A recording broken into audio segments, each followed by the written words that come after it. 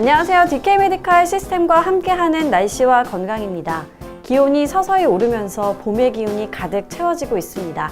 이맘때가 되면 날이 따뜻해지면서 야외 활동을 하기 좋아지는 계절이기도 하죠.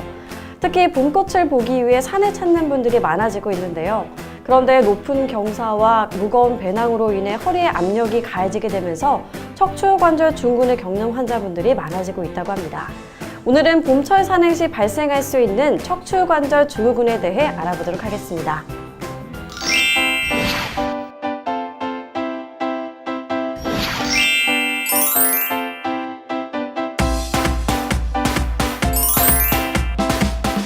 네, 날이 따뜻해지면서 산을 찾는 분들이 많아졌습니다. 특히 산하면 건강에 좋다고 생각하지만 오히려 관절에 무리를 주게 되면서 무릎이나 어깨, 특히 허리 부분에 큰 통증을 유발할 수 있다고요. 등산을 무리하게 하는 경우에는 관절이나 허리에 전체적으로 영향을 주어서 악영향을 끼칠 수가 있는데요. 특히나 40대나 50대 이상의 중년 여성인 경우에는 조심을 하셔야 되겠고, 체지방이 적은 마른 여성들인 경우에도 무게중심이 앞으로 쏠려서 관절하고 허리 건강에 악영향을 끼칠 수가 있기 때문에 조심하셔야 될 것으로 보입니다. 네, 산행이 좋은 점도 있지만 관절에 무리를 줄 수 있어서 조심해야 할 것 같은데요. 근데 특히 허리, 이 척추관절 증후군이 발생하는 이유는 뭔가요?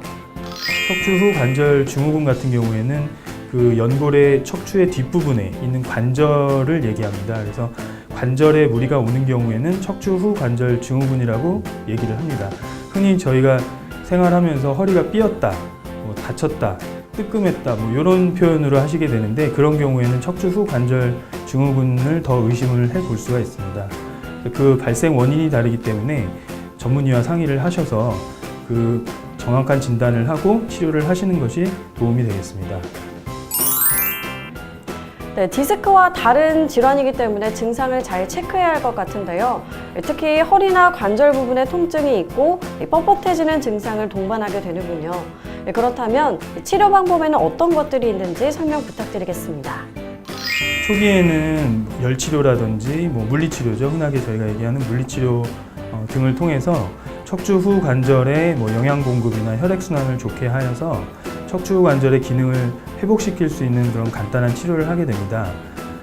호전이 되지 않는 분들은 저희가 신경 차단술이라고 하는 주사 치료를 고려를 해볼 수가 있는데요.